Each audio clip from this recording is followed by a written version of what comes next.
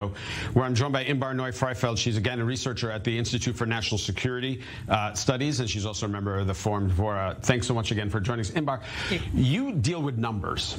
Facts have been weaponized in this war. So give me facts that surprised even you.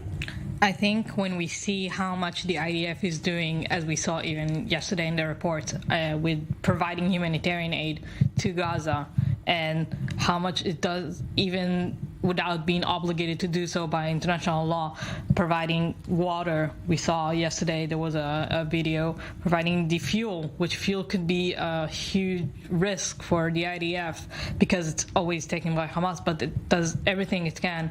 There are hundreds of trucks that enter to Gaza to provide humanitarian aid, which is checked and authorized by the IDF. So it always, I always knew that the IDF is doing the best it can, but the way that you see how it's doing even more to reach out and help Gaza civilians that are really hurt by the Hamas efforts to make them human shields and provide them the best help as they can always struck me. So what exactly do you do? Explain to me exactly how you focus on your facts and figures that you get. So we have the INSS data desk, which is providing as much as accurate numbers as possible about both what's happening in Gaza and in other arenas in the north, and with the Houthis in Yemen, and also about the humanitarian situation in Gaza, because there's so many disinformation about what's going on there and what's Israel's responsible of and what's not. And right, because so many people on social media says, well, UNRWA says that but what they don't know is that UNRWA is getting the numbers from Hamas. The numbers from Hamas are not as accurate as people think. Also about casualties and deaths in the Gaza Strip, always we see it really comes up in unreasonable rates, and that's why we always try to show the whole picture. We even use, sometimes we show how there's numbers from the Hamas, but also numbers from the IDF and how it does even, in the same rates. And we can also show the whole picture to the whole world to see with data, because I think data has a power to show really the most accurate is the picture of what's going on there. Is there a dashboard? Is there somewhere? Yes, we have a real-time tracker dashboard.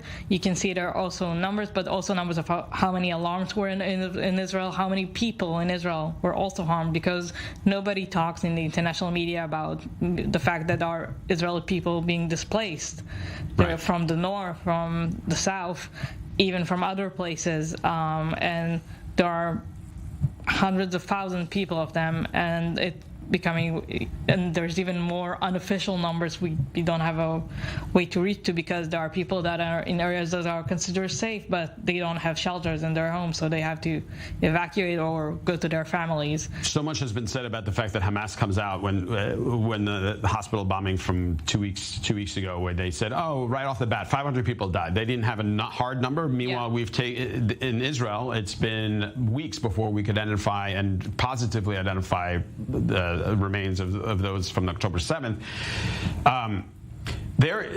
Do they and the Palestinians, do they have digital records of their casualties, or is it just someone saying a number? Like, is there any way for us to determine, yes, that this exact person died on that exact date and that exact place? I'm not sure we have the way to figure this out, because there are so many disinformation and attempts of Hamas to really hide these numbers, but we do know how many people evacuated from the south, from the north to the south in Gaza.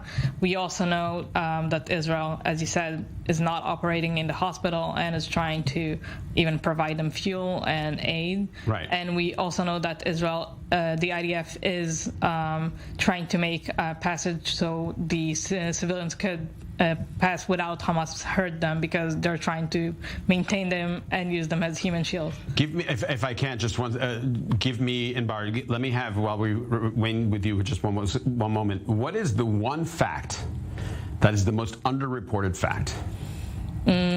I think the number of trucks entering to Gaza providing humanitarian aid is not that reported in the international media as you would think. There are hundreds of trucks, and there is humanitarian aid, and there's not much of a crisis as it's reported in by Hamas and by. And where can we find? Is there a website that we can look at? Yeah, well, you can look at the INSS website. We have an overview of the war. INSS.org, INSS.co.org, and you can see all the overview of the data on everything you need to know about the war. Great. Inbar Noy-Freifeld, thanks so much for joining us here in the studio.